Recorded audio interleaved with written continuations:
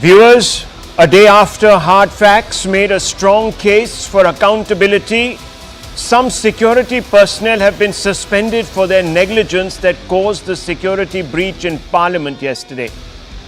A probe has been ordered and we are waiting to know if more individuals will be singled out for dereliction of duty.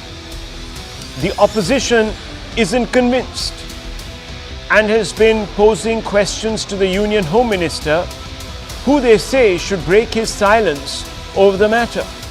The BJP has hit back, accusing the opposition of using the breach to score political points. As usual, the politics is threatening to drown out some fundamental questions, issues, what have you. First, of course, is that there was a breach that remains unaccounted for. Yes, you've had some people being pulled up, suspended, but quite frankly, viewers, this was a massive security lapse and it could have led to devastating consequences. And I think we have to a great extent spell those consequences out for you. Second, the motivations for the breach, viewers, is something that has got lost completely in the cacophony of political mudslinging. Sources have told the hard facts this show that the operation to breach Parliament was being meticulously planned for months altogether. Intruders met on a Bhagat Singh fan page on Facebook in 2022. Yes, this page on Facebook was dedicated to one of India's greatest freedom fighters. Planning for the security breach began in January 2023. One of the key accused, Sagar, visited Parliament during the budget session for a recce, a mission to deduce for himself if Parliament was breachable. Manoranjan, who is the other main accused or principal accused, hails from Mysuru and arranged passes from a BJP MP's office. Manoranjan introduced Sagar as a friend to this BJP MP's staff. Passes were arranged on the pretext of seeing the new Parliament. Why the BJP MP staff was giving out passes to two sightseers, viewers, is a mystery, of course. Another accused, Amol, bought the smoke bombs in Latur in Maharashtra and handed it to Sagar in Kurla, just outside of Mumbai. Sagar came via the Gomti Express from Lucknow to Delhi. Amol arrived from Latur, and Neelam, another accused, the fifth one, from Uchana and Hisar, which is of course just a few kilometers outside of the NCR or the National Capital Region. All of these people met at Manoranjan's friend Vicky's home in Gurugram on December 10th. All of this was happening, viewers, in a clandestine fashion. Neelan, Manoranjan, Lalit and Amol arrived at India Gate on December 13th.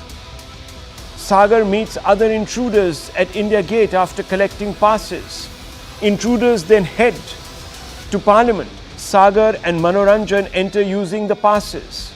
The uncle of one of the prime accused has revealed that his nephew was brainwashed by some big people who used him to further their political ends. Listen in, viewers, to what the uncle had to say about his nephew, who is, of course, thought to be the principal transgressor. बस किसी तरीके से छानबीन की जाए sir, उसको देखा जाए क्या है कैसे है, और कुछ नहीं कि फंसाया गया है, बस मैं इतना जानता हूँ। अगर वो ऐसा होता तो कहीं कोई लिंक पहले का भी तो होना चाहिए सर। हाँ, मुझे लगता वो क्योंकि यूं ही नहीं मिला होगा, क्योंकि घूमने की हैसियत नहीं है। हो सकता फेसबुक वगैरह पर दोस्ती जैसे लोग कर लेते हैं, ऐसी मुलाकात हुई होगी। नहीं, इतना घूमने कितने पैसे छोटे आदमी के पास कहाँ आएंगे, ये भी तो है। फेसबुक के सिवाय कहाँ दोस्ती किसी की ऐसे होगी, इतनी दूरियां दिखा रहा, मैं न्यूज़ पे रात में देख रहा था। इतनी दूर कैसे कोई फ़ोन से ही मिल सकता है, डायरेक्ट नहीं मिल सकता। एकत्रित करके फंसाया ही गया उसको, एकजुट करके। ऐसे ही लोग फंसा लिए जाते, हो सकता कोई लालच दी गई हो, इससे ज़्यादा क्या है। और क्या हो सकता, नहीं कहीं रिकॉर्ड भी तो नहीं है कोई सर, ये भी तो सोचो, कोई रिकॉर्ड भी तो होना चाहिए उसका। अगर लालच नहीं दी गई होती तो कहीं रिकॉर्ड होना चाहिए उसका, किसी थाने किसी चौकी कहीं कुछ होना चाहिए। नहीं गलत बोलो सर, कहीं कुछ नहीं है। Okay.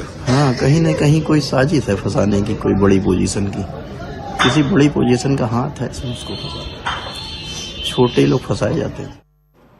It's a moot point, viewers. It takes money, it costs money to crisscross the country, to fly around, to travel by train, to subsist when you don't have a job. Who were these individuals funding this entire cell of activists? Well, the revelations or the claims being made by the relatives of these trespassers gave the BJP ammunition to go after the opposition. The Saffron Party claims that one of the accused was what they call an Andolan Jeevi, habituated to anarchic protests and was a Congress sympathizer. The BJP put out photographs of Neelam at different protests that had Congress support reportedly. The BJP claims that this is clear evidence that Neelam was aligned to a Congress left urban Naxal axis. Viewers, that word or that phrase, urban Naxal, has been doing the rounds for the last 12 years. It was coined, of course, by the Congress to single out people in our society who turned to dissidents, claiming that they were acting at the behest of perhaps a hidden hand, maybe even a foreign power. But we've come a full circle. This is what Amit Malviya, the head of the Bharatiya Janata Party IT cell, said. He summed it up in a tweet. He said, as details emerge, it is getting obvious that DNA of those who breached Parliament security is inextricably linked to the Congress communist axis. The kinds who were part of Rahul Gandhi's Bharat Jodo Yatra and active participants in the orchestrated protests seen in the past. Question is, who sent them? Why did they pick someone from Mysore to obtain a parliament pass from a BJP MP? Ajmal Kasab also wore a kalava to mislead people. It is a similar ploy. Remember, the opposition will stop at nothing, not even defiling the parliament, the highest institution of our democracy. The opposition has accused, of course, viewers, the BJP of trying to deflect from taking onus for the breach. Remember, this is really fundamentally about the breach, about why it happened, says the Congress party. How could 2 or 3 people get inside Parliament and trigger a smoke munition? The Congress has demanded a statement from the Union Home Minister, whose department oversees internal security. One of the managers of the House on behalf of the BJP came out and said that it's not the Union Home Minister's prerogative to explain himself. That is for the Speaker of the House to do, because he's the custodian of the House and he has already spoken. Several opposition MPs stormed the well of the House and disrupted proceedings because they were not happy with the response. They say they want to hear the Prime Minister and the Home Minister come out and clarify these events. At least 14 MPs cutting across party lines were suspended. Intriguingly, there are many who have taken to supply what amounts to a post facto rationalization of the act. I'll come to that. But listen in to some of the reactions from the opposition, viewers. স্বরাষ্ট্রমন্ত্রী বয়ান দিচ্ছে না, তখন আমি slogan দিতে নামতে পারি না ওয়েলে? তাতে আমাকে সাসপেন্ড করা হবে? We are united and we are asking for a genuine demand, which is the Home Minister must come to the Parliament and answer, make a statement first, then answer the queries of the opposition. Problem the MPs have is the feeling that the government is not taking this seriously enough. Why wasn't the Home Minister in the House? Why was he not accountable? Why is the government not feeling it is accountable to the people? These are the questions that were in the minds of the MP. सरकार निवडणूक के प्रचार में, चुनाव के प्रचार में है, प्रधानमंत्री से गृह मंत्री तक, संरक्षण रक्षा मंत्री तक, पूरी सरकार सभी राज्यों में शपथ ग्रहण समारोह में बिजी है. Intriguingly, there are many who have taken to supply what amounts to a post-facto rationalization of the act committed by the intruders. Prashant Bhushan, lawyer and activist, says, seems that those who took the harmless smoke bombs to Parliament yesterday were poor, uneducated and unemployed youth who wanted to do a Bhagat Singh style of protest to draw attention to the alarming problem of unemployment. Viewers, that munition, smoke munition, could very easily have been a munition triggering the release of nerve gas or something deadlier. I don't know. Sushil Rinku, the Aam Aadmi Party's MLA, said there were angry youth who wanted to speak out. I oppose the means of protest, but there should be leniency as they are Indian citizens. They have been charged, of course, viewers, with crimes under the Terrorism Act. Azad Palwa, one of the leaders of the Samyukta Kisan Morcha, said Neelam raised a voice for farmers and unemployed youth. We will take action if she is not released soon. Now viewers, let's open this up. There is on the one side a matter of grave security incompetence, and on the other side a bunch of individuals who might have been directed by a hidden hand to do all of this. We're asking some basic questions. Are the intruders political pawns? Has the response from the government been robust enough? Let's open this up. Hello, Moto.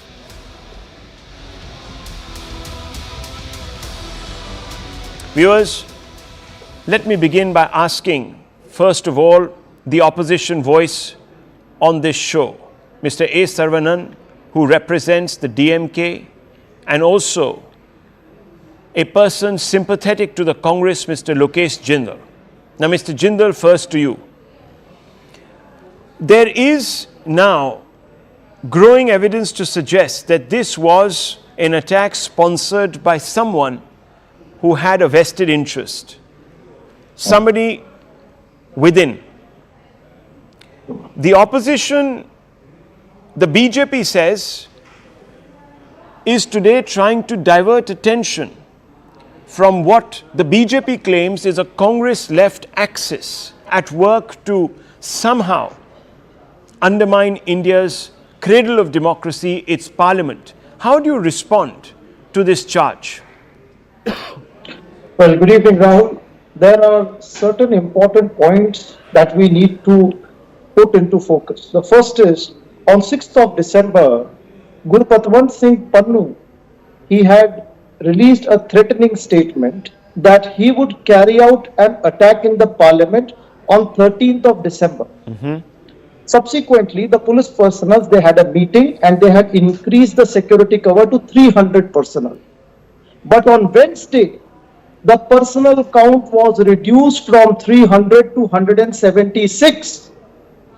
And secondly, these people who entered the parliament, they were given a recommendation passed by BJP MP. Now these security personnel are from the CRPF and Delhi police. Tell me, Rahul, what does this indicate? On what basis are you holding the opposition hand in glove with this act when the entire police, CRPF, there was dereliction of duty, the personnel covers were not there, shoes were not checked. In fact, re-entry was permitted.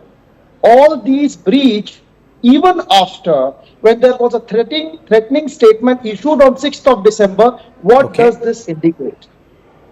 It is a serious matter and it cannot be politicized like this. Okay, so There you're is saying something grave and serious. Okay, so what you're saying is by adducing motives to some of these accused, by suggesting that they have linkages with, quote, Andolan Jeevis, unquote, you are trivializing a matter of supreme national importance. Okay, that's what the Congress is saying here tonight, viewers. Let me bring in the BJP spokesperson to respond. We also have Mr. A. Sarvanan and Karan Verma with us.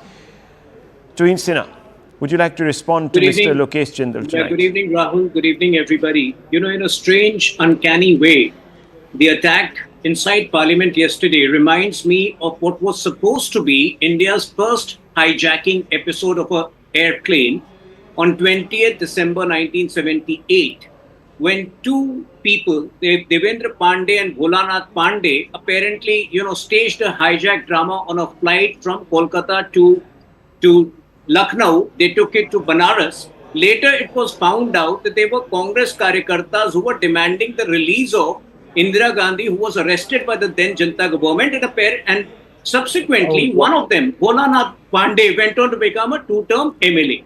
So I'm not saying that, something exactly similar has happened, but yes, the antecedents of all of the four accused in this crime clearly suggest, that they belong to a certain ecosystem which is habitually and compulsively at loggerheads with a democratically elected government.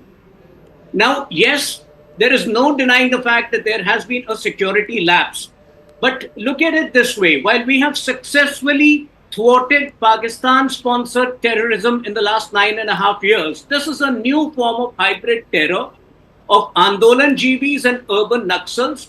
About whom one second, let's not talk over each other, gentlemen. Let's keep this. 1 second, Mr. Sinha. Look, you can blame the opposition for these Trojan horses, as you seem to imply they are. That's all very well. You then invoke Pakistan-sponsored terrorists. I mean, with the way things were yesterday in the House, all these people, whether they were Andolan-Jeevis, as you call them, or Pakistan-sponsored terrorists, they could have walked in. At the end of the day, the buck stops. No, 1 second. It's not as if the opposition facilitated their entry into a extremely restricted space. It is the cradle of our democracy. It is the soul. So I'm asking you, Mr. Tuhin Sinha, today the question that is being posed by the BJP, by the opposition, is the man in charge of internal security has not issued a statement. Yes. So is that a legitimate demand, number one?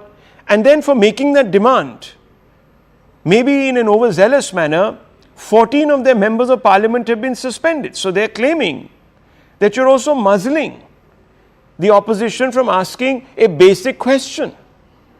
Could you respond to those? Let us come to it one by one. Number one, was there a security lapse? There is no denying the fact that yes, there was a security lapse, and that is precisely what I was explaining. At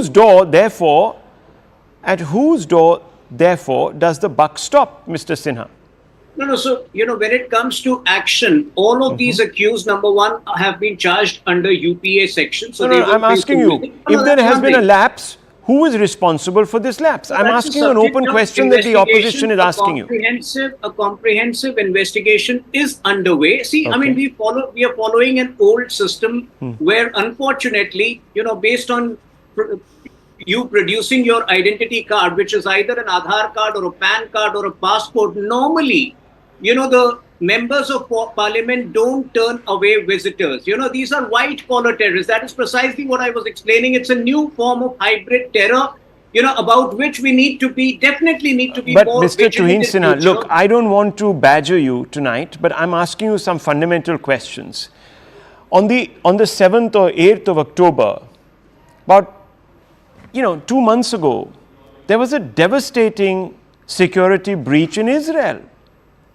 Now imagine if these two people who intruded were carrying something more lethal and they threatened to blow up that munition. You would have had a hostage crisis that could have gone on for days altogether. There were about 150, maybe even 200 members of parliament. So I'm asking you specifically tonight, where does the buck stop? And if there are certain MPs who are asking questions of your government, should they be suspended? It's just a simple question, sir. No, number one, the suspension is not happening because they are asking questions. They have a history of hooliganism, right from Derek O'Brien tearing a bill 10 years ago when the Telangana bill was introduced to now. they have a history of hooliganism. That's point number one. Okay. See, I have no qualms in accepting that there has been a security lapse. Right. And obviously, as the government of the day, we are committed to ensure that the leakages, the loopholes will be attended to, will be addressed immediately. Okay. Why this lapse has occurred? It has occurred because it's a new form of hybrid terror. That is precisely what, and we need to be more vigilant of the challenges. It's a learning experience for the government. But the lapse was laughable actually. I don't want to trivialize it. Can you imagine someone walking in with munitions through 3 tiers of security, viewers?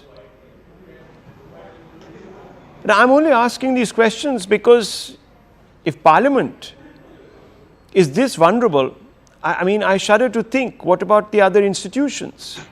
Anyhow, let me open this up further. Let me bring in Karan Verma and the DMK's national spokesperson, Mr. A. Saravanan. Mr. Saravanan, look, yes, there are questions to be asked, and I have done my job by buttonholing the BJP spokesperson and exposing perhaps his evasiveness. But I want to ask you, sir, are you part of a fifth column? Not you personally, of course, but the opposition that is orchestrating trouble of the kind we saw in the mid-70s that led Indira Gandhi to impose, I'm not saying that should be done again, but an emergency. She claimed that she had been pushed to the wall by an opposition that had taken on a malevolent sort of manner in this country. So I'm asking you, are you pushing the poor BJP against the wall? Poor BJP? No, I'm asking you. Really? And, because they are very hurt. Have you seen the expression on Tuhin Sinha's face? He's very hurt today. Amit Malviya is very hurt. God. Look at his tweet. Oh my God. Look how at how hurt they are. Look at how DMK is trivializing. No, 1 second. Let the DMK speak. It's his chance. Let the DMK spokesperson, Mr. Sarma. First, Mr. Tuhin Sinha says the BJP has successfully thwarted terror attacks. What is Pulwama? What is Pathankot? He thinks everybody forgets things, news as they happen. Sir, we are not from BJP, sir, to selectively speak and selectively quote things and selectively claim things. That India is become, after BJP's advent, terrorism has been totally avoided, and after demonetization there is no terrorism at all and no black money at all. Sorry, you can't peddle all those fake narratives anymore.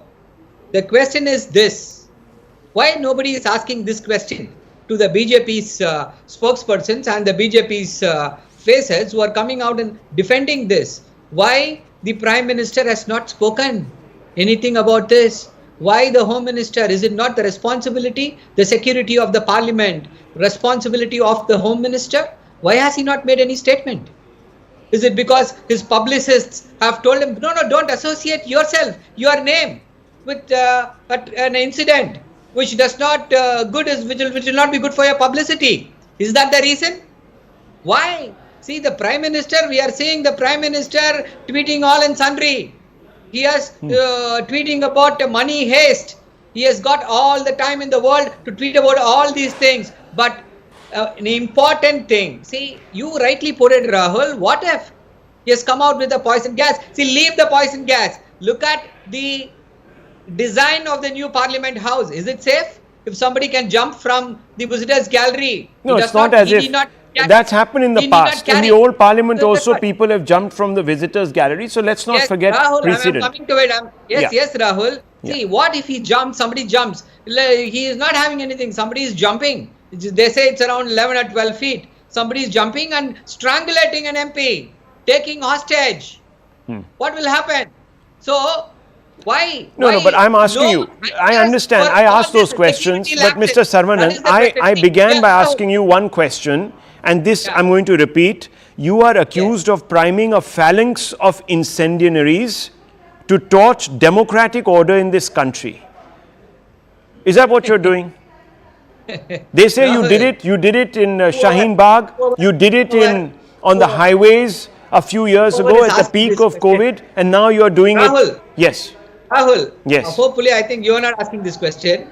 Hopefully, the BJP's stooges and BJP's fake news factory is asking this question. Whoever is asking this question should be ashamed of themselves. Okay. They don't have the answer. They don't have the face.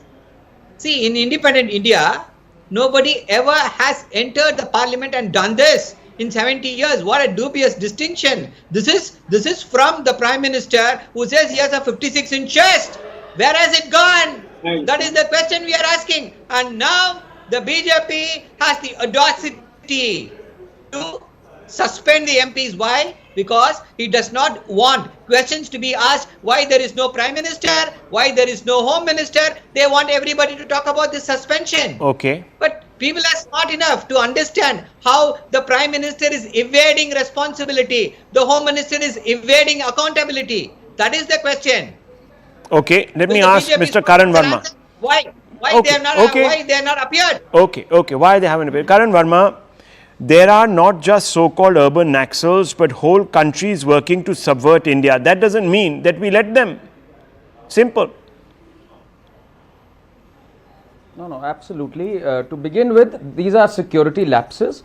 But the Home Minister is not going to be as ill-prepared as a Rahul Gandhi and start speaking without getting to the root of the issue. The Home Minister has always taken every issue, the bull by its horns, and has answered comprehensively on everything. But if you just want to disrupt, if your whole soul idea Mr. Saravanan, you know, he's also taken time out to come here to make his argument. Let him finish. After that, you can bludgeon each other. No problems. Yes. I'll give you the munition and the time. But let him at least finish. Yes. Karan Verma. Can I continue? Yes, sir. Yeah. I'm saying until and unless the Home Minister reaches to the root of the issue, Rahul, he is not going to make some careless statement. He's a man of conviction. Now, let me tell you, Rahul, besides being an author and a political commentator, I do have an idea of how assemblies and the security systems function, because that is my line of work. And I can tell you, for years, we have been extremely lackadaisical in our approach, and we have been lucky that such incidents have not happened in the past. This government, the current dispensation, has made a paradigm shift and has improved by leaps and bounds. Whether it's auditing, whether it's CCTV footage auditing, but yes, more is there to be done. Of course, we agree on that. And accountability needs to be fixed, whether it was the head marshal who was caught napping, because in most of these places, it's the head marshal's responsibility to issue passes and do a thorough check. Whether it was the principal secretary who was caught napping, until and unless we do a thorough check, we cannot get to the root of it. But what has happened today is a manifestation of the rot within the opposition. These Andolan Jeevis who have rationalized taking to the roads, who have rationalized illegal blockades, who give you 15 minutes of fame just because you disrupt an important or an august gathering, they are the ones who are encouraging this kind of behavior, Rahul. This is the root of the issue. Till we do not get rid of this, I am afraid we are going to get more of such incidents. Yes, the government should have been proactive in nipping it in the bud. But the opposition, even today, when I wanted them to ask the hard questions, they resorted to hooliganism. The kind of hooliganism that has been taken to the next level by these people who did the attack in the parliament. We have an extremely irresponsible opposition that is not even capable of asking basic questions. Even when there is a security lapse, they could not ask the correct questions. All they wanted was to disrupt the house, throw the paper balls, and I think it's only the right call that they were suspended. Okay. Mr. Jindal, you are accused tonight of legitimizing... Can I just answer? One second. No, I'll ask you that question then, Mr. Saravanan. You are again being accused of legitimizing and glamorizing even anarchism. And at some point with a whole bunch of people constantly throwing themselves at the state, one or two might succeed. That's what you want. You want these people to be sort of, triggered. You wind them up. Then you unleash them. I mean, they are the equivalent of political bombers, suicide bombers. I don't know. What can one call them? That is what Karan Verma and the BJP are saying tonight. Rahul, you have to take onus. Yes, Rahul. One at a time. Saravanan. Yes. I'll answer this. See, India is still a democracy. We still follow constitution, where everybody has got a right to protest against the government. When the opposition protests, you're not able to take the heat. But not by setting off smoke munitions in the house. No. Come on. No, we Surely protested. The not. opposition protested.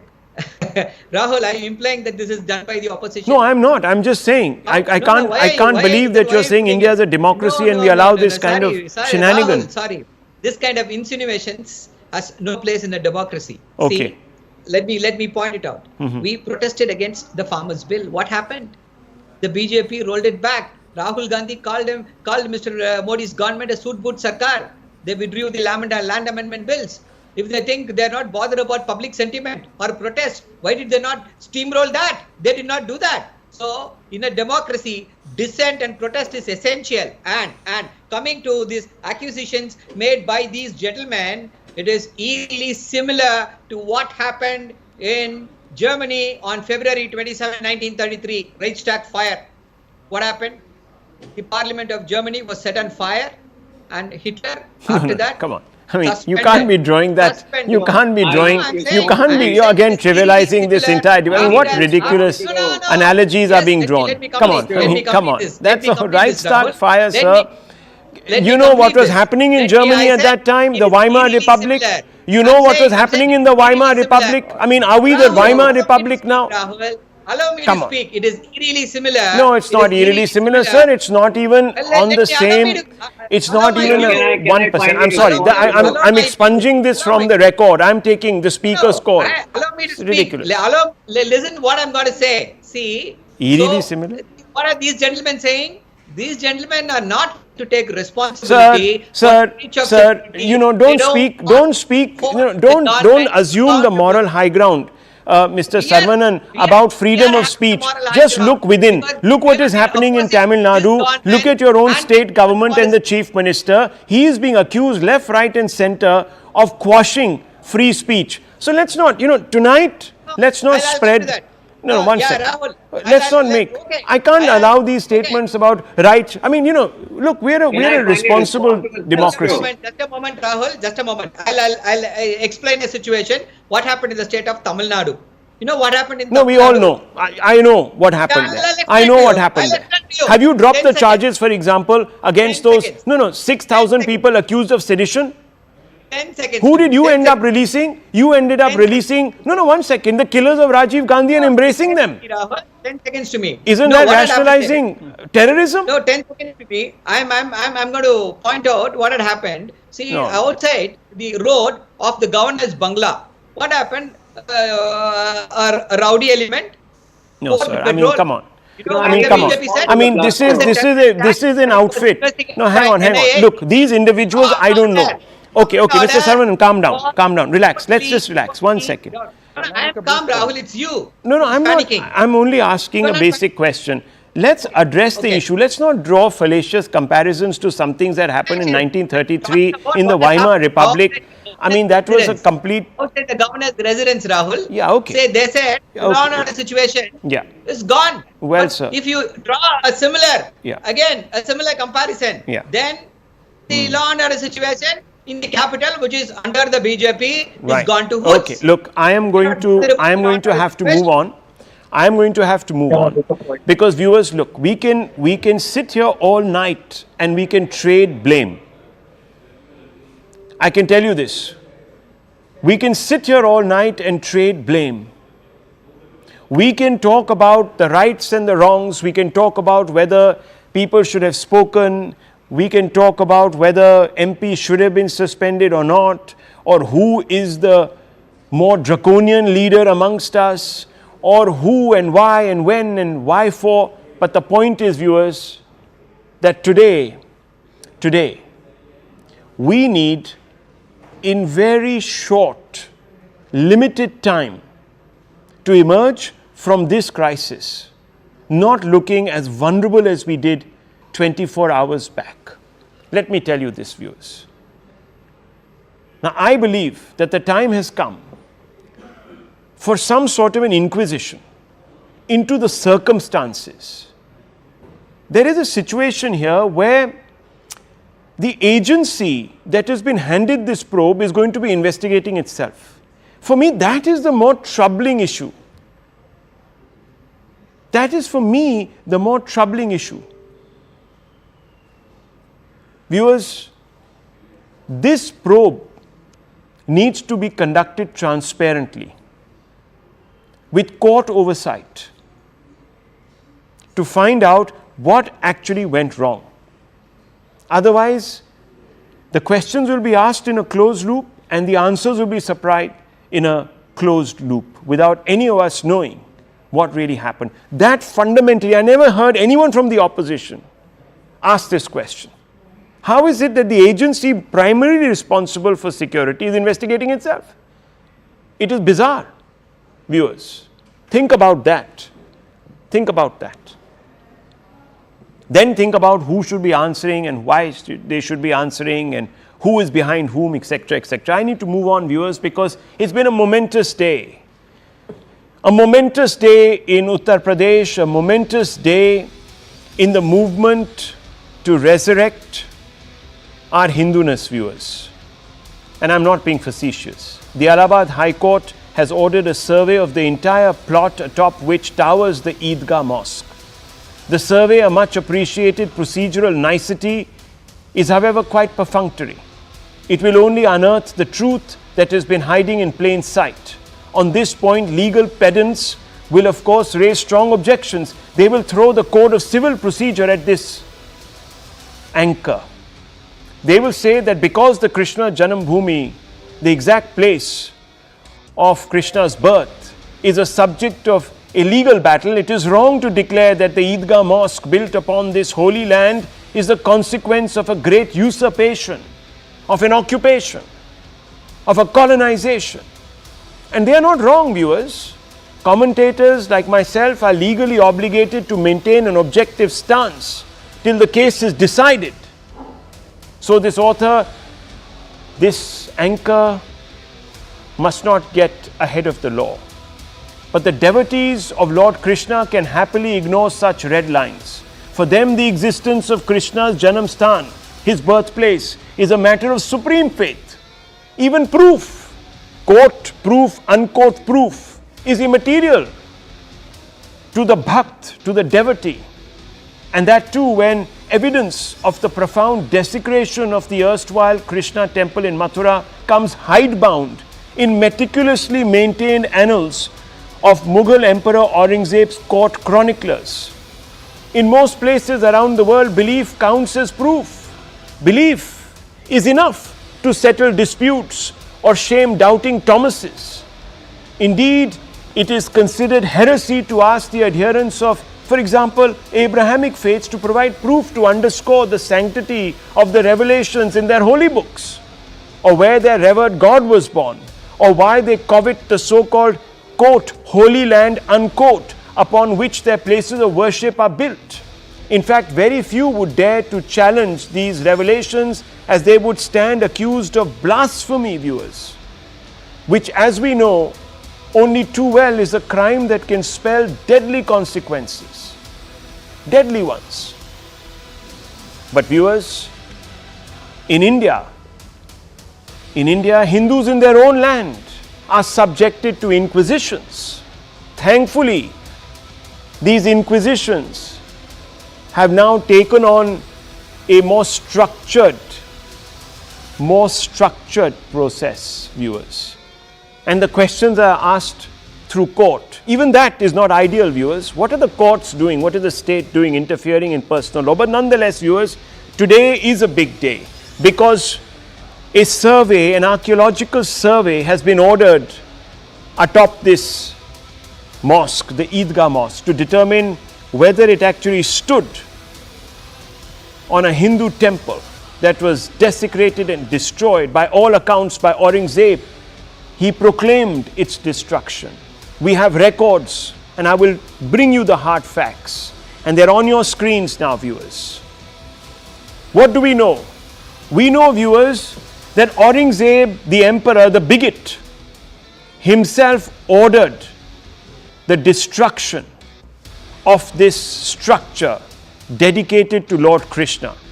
He said in 1669-1670, this is the order of Aurangzeb, I'm quoting, demolition of a large number of Hindu religious places and temples, including the birthplace of Lord Sri Krishna at Katra Keshav Dev in Mathura. The army of Aurangzeb, viewers, succeeded to demolish Keshav Dev temple, and a construction was raised named as Idgah Mosque. It's all there. History has recorded it.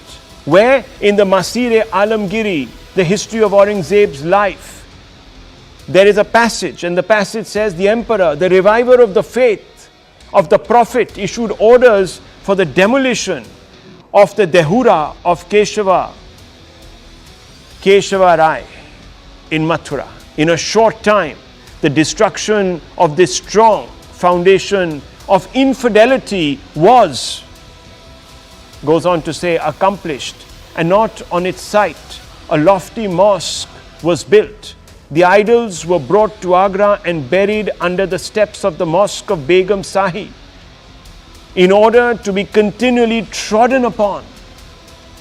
The idols, Hindu idols, were buried deliberately so that they could be trodden upon, viewers. That's what they wanted to do. They wanted to rub under their jackboot, viewers, our pride, Hindu pride. Italian travelers account from Aurangzeb's court. This is, viewers, Nicola Manucci. And he says several important temples, including the Shri Krishna Janmabhoomi and Mathura, were demolished by Aurangzeb. Thereafter, Hindus thronged the sacred sites and started worshipping as they were doing in the past. These are independent viewers, scholars. They are not paid historians of the Bharatiya Janata Party. They came back then, they saw, they noted, and they left. Historian Jadunath Sarkar, in 1917, this is what he writes. In April 1669, Aurangzeb ordered the provincial governors to destroy the temples and schools of the Brahmins and to utterly put down the teaching and religious practices of the infidels. The grandest shrine of Mathura, Kesav Rai's temple, built by the Bundela Raja Bir Singh Dev, was razed to the ground in January 1670 and a mosque was built on its site. It's all documented, viewers. Yet, viewers, Hinduness is still on test. Hindus have to prove their Hinduness, their beliefs. I want to go straight across to Vishnu Shankar Jain, advocate for the Hindu side. We also have Dushyant Sridhar, Vedic speaker and writer, and Atikur Rahman, an Islamic scholar. Let me first begin with you, Mr. Jain. How significant in the overall scheme of things and in the scheme of the case is today's development? I feel it's a very, very important and major development in this case, because as we all know that this case was filed on 25th of September 2020, and from past more than 3.5 years we are struggling to get an important order which is a case like this, because we are talking about history past thousands of years old, and we have belief, faith and astha and continuity of worship in this very place. And to decide the actual factual position, it is very, very important to have a survey by the Advocate Commissioner, because we have alleged in our application that there are many signs and symbols which are of Hindu deities and Hindu signs and symbols which are present in the so-called Shahi Idgah Mosque. And if you will minutely examine the plinth of Sri Krishna Janmabhoomi temple as well as the plinth of Shahi Idgah Mosque, both plinths are the same. This is not a fresh construction or a new construction. All the foundations are of a Hindu temple, and if the survey will be conducted and detailed inquiry and investigation will be conducted, it will be proved to hilt that a temple was demolished and a mosque was constructed after demolishing a Hindu temple, as was ordered by Aurangzeb in 1670 in Majlis-e-Alamgiri. Well, Atikur Rahman, let me ask you, you're a scholar, you're a reasonable person. Why is the Hindu community being made to prove its beliefs and customs and, quite frankly, the existence of its civilization? What are we doing? Atikur Rahman. Well, Rahul, with full regards to all the faiths in India, in particular, in this case, the Hindu faith, there are a couple of questions when you are questioning the usurpation of a Mughal emperor Aurangzeb. If Aurangzeb had usurped his powers, what are we doing right now? Are we not usurpating the Act of 1991, Places of Worship Act? are the people who are going time and again with all sorts of disputed lands, saying that the Janamsthan of Shri Krishna and Janamsthan of various other deities is there or not there, and the land was usurped by the Mughal emperors.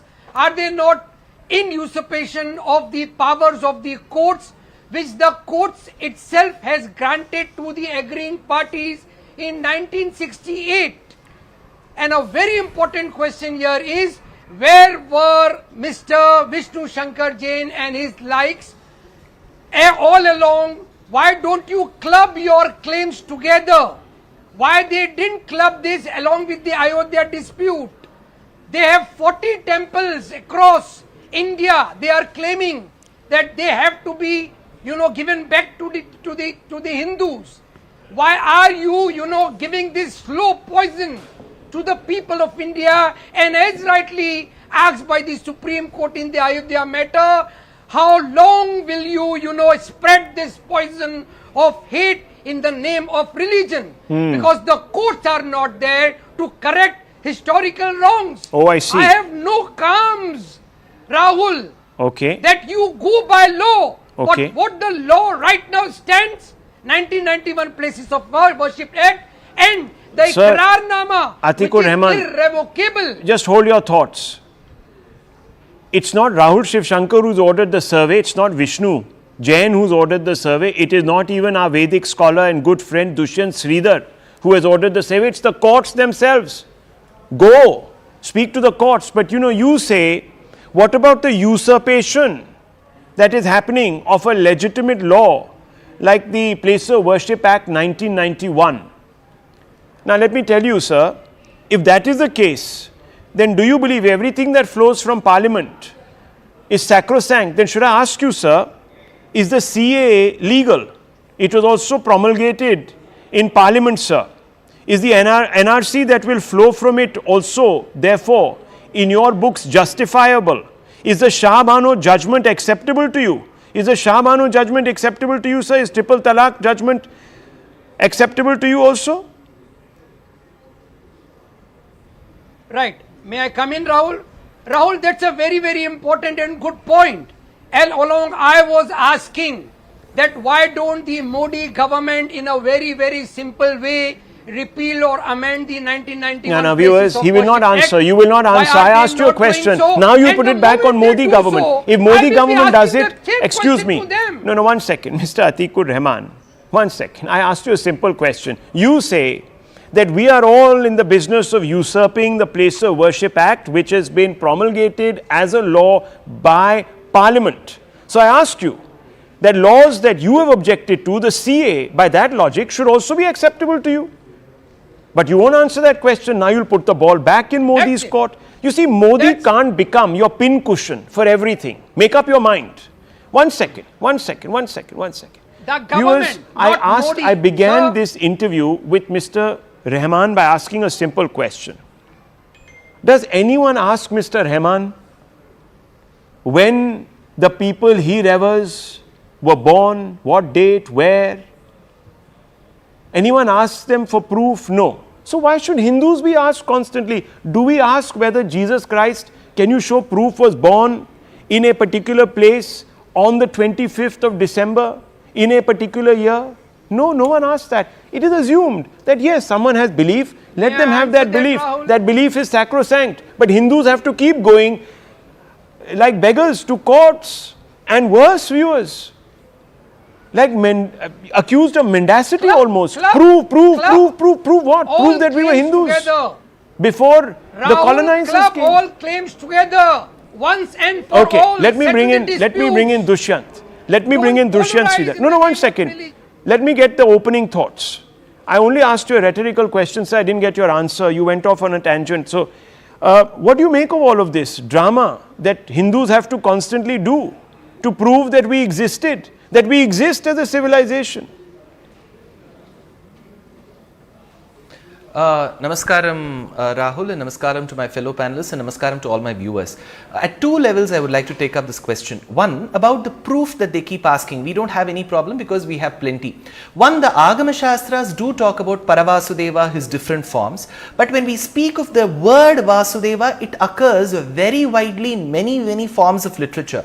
Especially the Paninian grammar, Ashtadhyayi of the 5th century BCE says, Vasudeva Arjunabhyam Vun. So it does talk about the worship of Vasudeva, who is Vasudevasya Puman, the son of Vasudeva. Then we have the 2nd century column, Heliodorus pillar, that talks about Devatam Devatanam Vasudeva. The one who is a god of gods is Vasudeva. Then we have various other references, even in the regional literature, referring to Krishna, Hari Krishna, whom even the Greeks called as Hercules. Yes. So we have such references. Let's keep the literary and the scriptural evidence aside. I'm just going to tell you, Rahul, you did quote at the start. In 1071, Muhammad Ghazni plundered Mathura, and we have one reference where Al-Utubi says, this temple which was plundered and looted and desecrated will take 200 years for us to build, and it will take 2000 dinars, and in this temple were found 5 idols of gold of Vishnu. So it must be referring to the Vyuha forms of Vishnu. Then we had it desecrated again. In 1150 we had it built by Jajja, and again it was desecrated by Ghori's general Qutbuddin Aibak. Then we have notes of Ferishta and Abdullah, who are chroniclers, who said that these temples were converted into warehouses. And we have one interesting reference, Rahul, where Abdullah says that the idols which were taken from Katra Keshavadeva temple were kept as weights for the meat butchers. So if they have to give away meat, they use the idols, the stone idols, as weights. And then in Aurangzeb's account, I think we've documented, Mr. Sridhar, we've documented the historical record. The reason this continues, viewers, I'll tell you. One thing, I'll tell you why. Because we allow it. Rahul, I'll take a short break. No, 1 second. I'm coming back because I want to come back to both of you, Vishnu Jain as well as you. Let me quickly come back. Yes. Let's take a short break, viewers. Coming right back.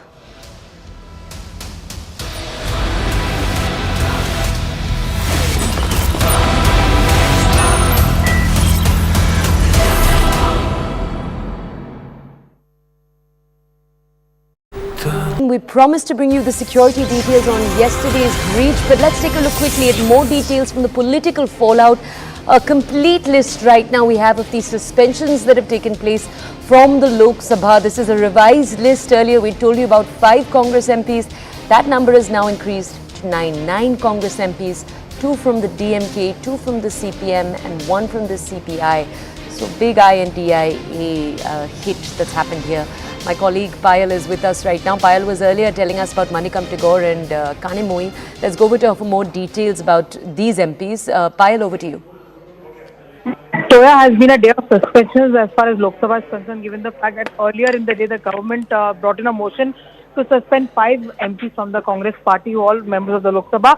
But now in the second round, where of course you heard about Kanimoi and of course Manikam Tagore being suspended, there are other MPs including P.R. Natarajan, Mr. M.D. Javed, V.K. Sridharan, S.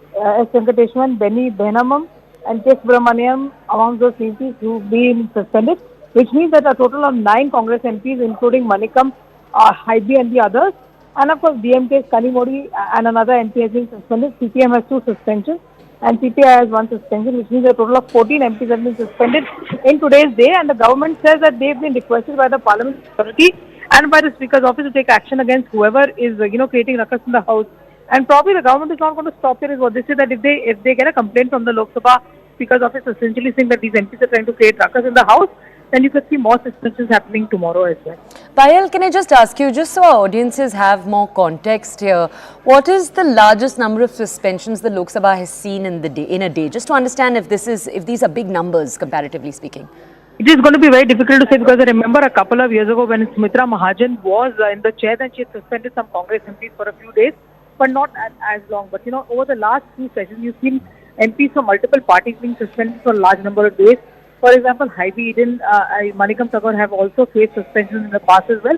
But Derek O'Brien is another MP who is now currently in the Rajya Sabha, who faced suspension today, and he's been asked to withdraw from the House, which he's not really done, which led to the which has led to the adjournment of the House on 2 occasions. It's going to be important to see at 4 o'clock what really happens, because it's very simple. That, when an MP is asked to leave from the House, the MPs have to leave the House. If they do not leave from the House, since they are members of Parliament, nobody misbehaves with them, nobody throws them out. So once they come out of the House, they can't go back again. So, but these MPs are staying put. Some of these MPs are still in the Lok Sabha and the Rajya Sabha is what we are given to understand. They want to stay put for the day, but everybody's trying the question as to how long can they be there. The moment you step out, even to use the washroom, etc., you'll be, once you're out of the House, you'll be out of the House for good, is what we have been told. Okay, Payal, thank you for bringing us those details. Okay, we were focusing on the political fallout. Let's now bring you details from what actually took place. Yesterday, you'll remember, as we've been telling you since the start of the show, a major security breach took place in Parliament with 2 men making their way all the way almost up into the well. Now, in total, since yesterday, 7 people have been accused in this entire case. Remember, 2 entered inside the Parliament. 2 were believed to have been standing right outside. They also had the same gas-emitting, smoke-coloured explosives that the 2 people inside the Parliament did. So 2 people inside, 2 people outside. 1 person, apart from those 2, recording all of these proceedings from outside. That's Lalit Jha. Lalit Jha is still absconding. And 2 more people who were harbouring all of these people in Gurgaon. That takes the number up to 7. Now, we're going to bring you more details, but what are the details of the investigation so far? Police say that they've found books of revolutionaries like Bhagat Singh and Chandrasekhar Azad. All of these people, all of the 7, were connected reportedly by a Facebook group. They were part of a Bhagat Singh fan club. Police officials say the group possibly carried out a recce of the Parliament before the Wednesday Act. The attempt to seek a visitor pass through MP Pratap Sinha, that's also been on for 3 months, so it's not something that took place in a quick period of time. Now, the Ministry of Home Affairs, as we speak, has set up a larger inquiry panel. It's headed by the DG of the CRPF, Anish Dayal Singh. 8 security personnel since today morning have been suspended from the duty. Now, I do want to point out, these are the security personnel who, according to our reporters, were involved at the very ground level in the checking. So, the checking that takes place when, as a visitor, you try to enter. But till now, as we speak, no higher level suspensions have taken place. Delhi Police Special Cell has taken over the entire investigation as we speak. We're going to be bringing you more details on the investigation and the kind of action and follow through that is taking place. First, though, this is a ground report from my colleague Anshul. I believe he visited the house of one of the people who took part in yesterday's act. This is a house in Haryana. Take a look. No one had any idea that something like this was on the charts or something like this was being actually planned by Neelam. But one thing is for sure, and what the family has also confirmed, that she was a very prominent part of the farmers' protest that broke out. And that is the reason why at this point in time, at the exact location at which I am standing, a panchayat has been called by the local farmers over here, and there they would decide if at all they are going to go ahead and support Neelam in this endeavour that she had picked up to go ahead and protest right outside the Parliament. We promised to bring you the security details on yesterday's breach, but let's take a look quickly at more details from the political fallout. A complete list right now we have of the suspensions that have taken place from the Lok Sabha. This is a revised list. Earlier we told you about 5 Congress MPs. That number is now increased to 9 Congress MPs, 2 from the DMK, 2 from the CPM and 1 from the CPI. So big INDIA hit that's happened here. My colleague Payal is with us right now. Payal was earlier telling us about Manikam Tagore and Kanimoi. Let's go over to her for more details about these MPs. Payal, over to you. Toya has been a day of suspensions as far as Lok Sabha is concerned, given the fact that earlier in the day the government brought in a motion to suspend 5 MPs from the Congress party, who all members of the Lok Sabha. But now in the second round, where of course you heard about Kanimoi and of course Manikam Tagore being suspended, there are other MPs including P.R. Natarajan, Mr. M.D. Javed, V.K. Sridharan, S. Venkateshwaran, Benny Benamam and K. Subramaniam among those MPs who've been suspended, which means that a total of 9 Congress MPs including Manikam, Haibi and the others, and of course DMK's Kanimori and another MP has been suspended. CPM has 2 suspensions and CPI has 1 suspension, which means a total of 14 MPs have been suspended in today's day, and the government says that they've been requested by the Parliamentary Authority and by the Speaker's office to take action against whoever is creating ruckus in the House. And probably the government is not going to stop here, is what they say, that if they get a complaint from the Lok Sabha Speaker's office essentially saying that these MPs are trying to create ruckus in the House, then you could see more suspensions happening tomorrow as well. Payal, can I just ask you, just so our audiences have more context here, what is the largest number of suspensions the Lok Sabha has seen in a day? Just to understand if these are big numbers comparatively speaking.